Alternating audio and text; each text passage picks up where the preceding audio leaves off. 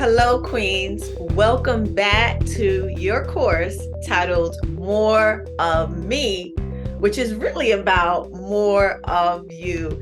I am Tirza Barnes. I am the creator and facilitator of this course, and I believe in it so much. And I believe that this journey has been a blessing to you, and you are already growing and tapping into your more.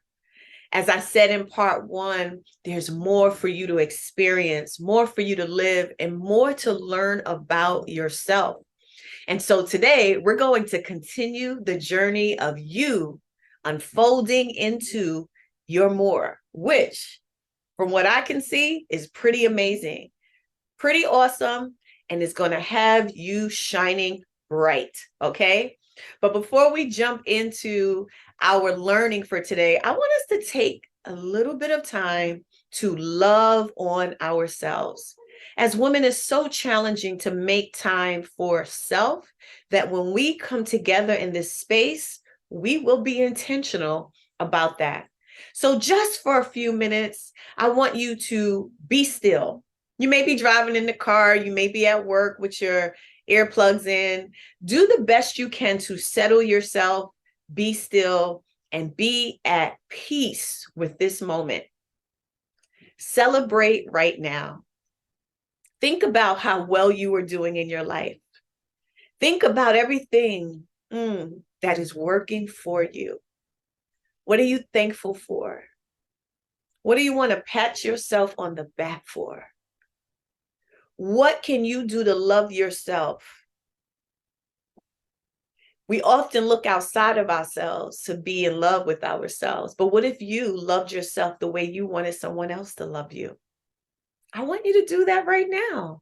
We deserve it. So repeat after me. Everything is working for my good. Yes. Life is for me and not against me. God, infinite power, the source, the creator, is good and only good. I am in a constant state of unfolding. I am a perfect soul in a constant state of unfolding. I am the creator of my destiny, and I can have my deepest desires. And so it is. Open your eyes and let's get busy. All right, ladies. So today's topic is knowing when it is time for more. We are in our first week digging into lesson 2. So I want to share a story with you. I'm going to take you back to the year 2000. New Year's Eve. And I decided that I was going to church with my mom instead of going to the club to hang out. Now, this was the first time, and probably forever, once I got old enough to hang out and be grown, that I decided to go to church with mom rather than hit the clubs. Something in me said, don't do things the way you used to do it. Do something different. Now, for years, my mother has been encouraging me to live a life of righteousness and to embrace the religion of Christianity. So she was planting seeds in me all along about how I should live. And I listened to her and I was impressionable and I received it and I so appreciate it. And so I didn't always appreciate it. I could, as an adult now, really appreciate it, but I didn't always appreciate it. But I must have been growing to appreciate it because on that New Year's Eve, I felt I should go to church with her. Why? I was feeling a call for something different. I was feeling something different other than what I have been used to in previous New Year's Eves because something was happening within me. So I had a choice. I could go to the clubs, bring in the new year in the club, be around people who I'm not emotionally connected to, have way too many drinks, dance and party myself to exhaustion, and then wake up the next morning and feel groggy and exhausted. But something in me didn't want that. I wanted something different. And so I went to church with my mother.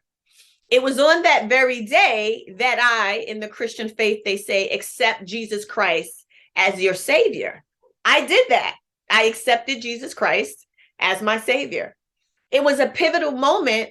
And it was a moment where I made a definitive decision that I was going to change my life and live differently. So right there in that moment, even before I even made the decision to go to church with my mom, I was being called to something different. I was feeling a call to a different experience. And so from that time, I pursued the Christian faith for over 20 years. And it served me well exactly where I was in my life. And as a Christian, many amazing things have happened for me. I've been blessed in many ways. I've developed a beautiful, deeper relationship with God.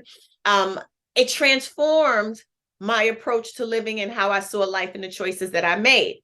Now, I certainly wasn't perfect, but there was a call from the life of partying and hanging out to shifting to something that was more steady and stable and connected to my soul. Beautiful, 20 plus years. Then all of a sudden, something began to shift and change after 20 plus years.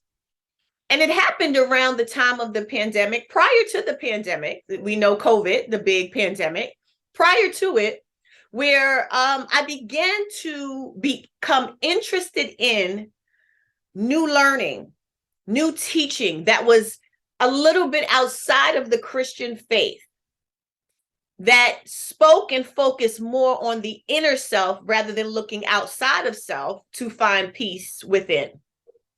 And introduced to principles and practices of Buddhism, just value the practices and principles of positivity and self-love and really looking within and being at one with self as opposed to reaching outside of self, okay?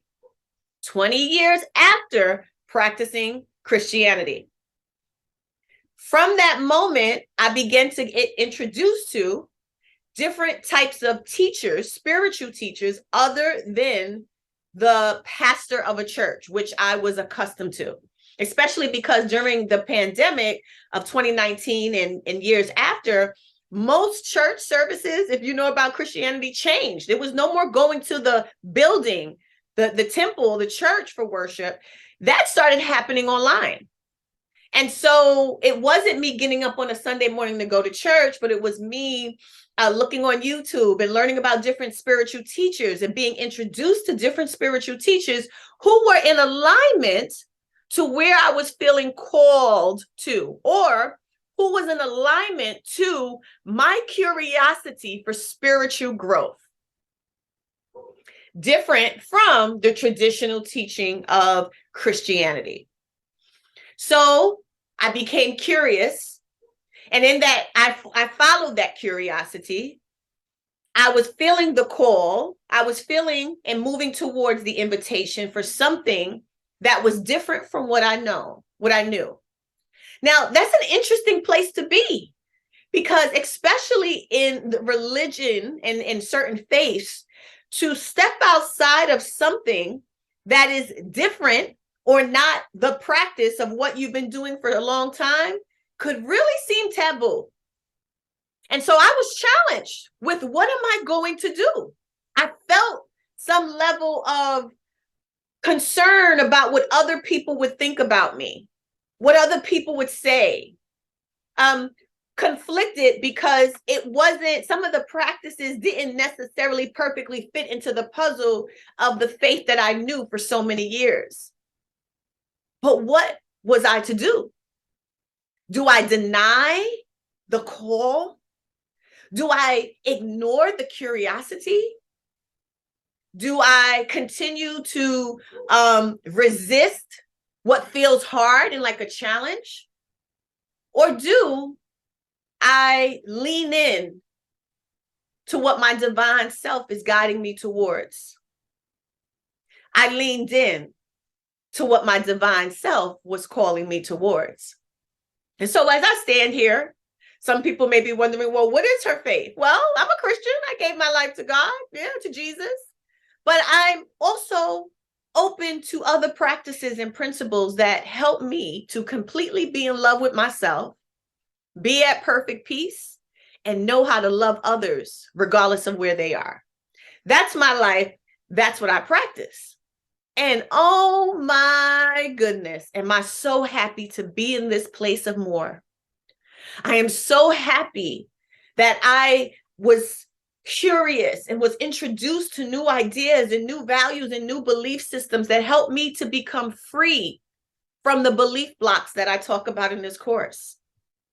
That helped me to be more empathetic to people and empathetic to myself. That helped me to mature in my teaching as a teacher, coach, trainer. I'm so grateful for the freedom that I have within myself. But I never would be at this place today if I didn't allow myself to follow the invitation to be more. It was an invitation. The call was an invitation because I was growing into something more than what I had experienced in the past 20 years prior to this space. That story and that example was to help you to see the process that we go through and how we discover and know it's time for us to make a change. Change is not bad.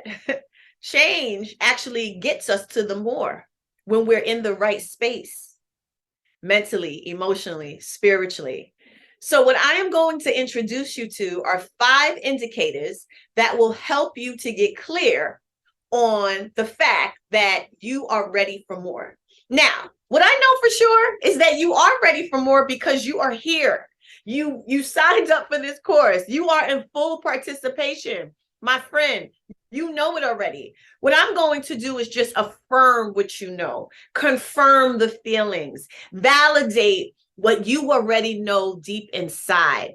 Okay, these 5 indicators are very straightforward. And what they do is it's really they're emotions that you feel along the journey to more. They're almost like forks in the road.